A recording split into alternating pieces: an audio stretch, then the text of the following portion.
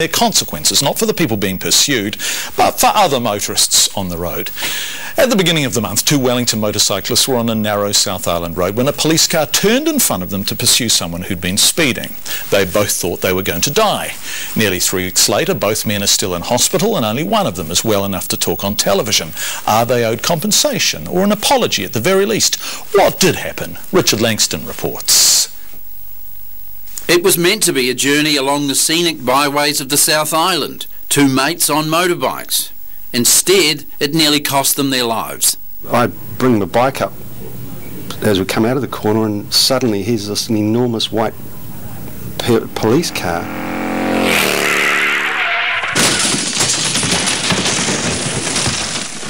Brent Russell was travelling from Nelson to the west coast in the Buller Gorge on the first Saturday of this month. Suddenly he had just a few seconds to make the decision that would decide whether he would live or die. I thought to myself, what the hell do I do here, you know?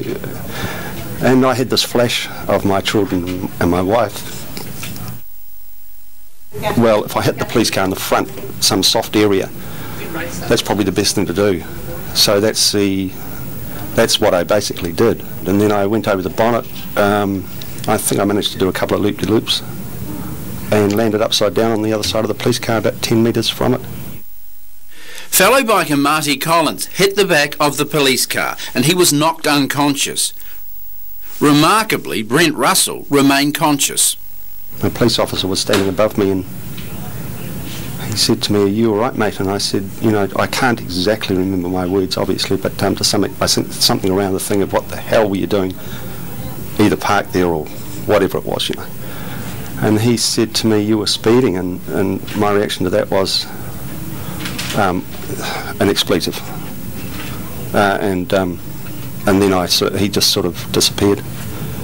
Were you speeding? No, we weren't. What speed do you think you were going?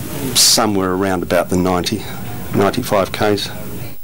But the officer believed another motorcyclist who was ahead of the pair was speeding, and that's why he was turning around to drive after him.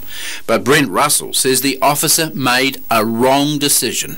Well, nobody in the right mind would do a turn under any circumstances, whether it's a curve or a straight in that position on the road anyway. There's an issue, certainly, and we're looking at all of the aspects of this collision. And that's one factor that we're looking at very closely. Brent Russell wants police to reconsider when they choose to pursue a motorist and says they should never drive after one when it might endanger other motorists. Well, I'd like the policy changed, this chasing policy, so that there's not going to be this sort of, there's not going to be any more like me. But this actually wasn't a pursuit. I mean, the motorcyclist that the officer intended to follow was not aware that he was going to be followed by a police car, and a pursuit occurs when he is aware and has ignored the command to stop and has ignored the siren, etc. And I'm very mindful that we need to be, you know, look at the safety of the public and our own staff, and balance that with the need to apprehend the offender.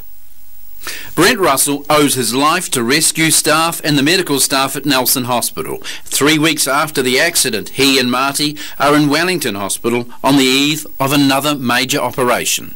A hand was twisted approximately 180 degrees to my arm, so that was pretty had it.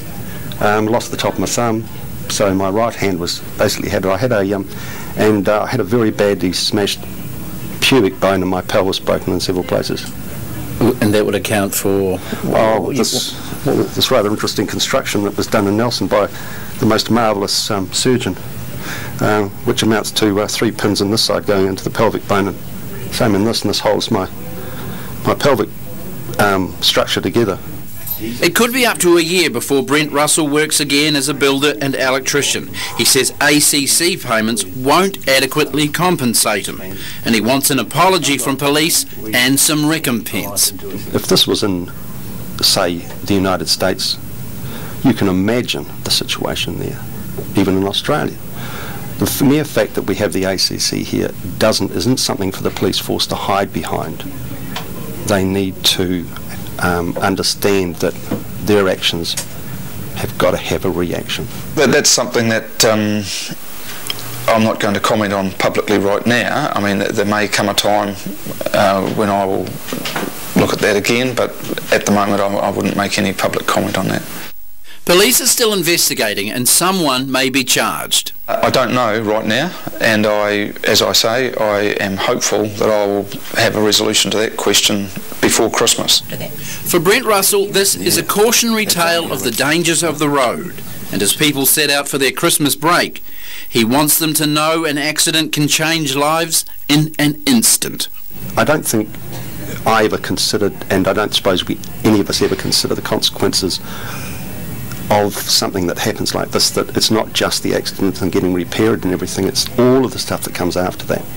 And for everybody that's on the road, it's not simply just a smack.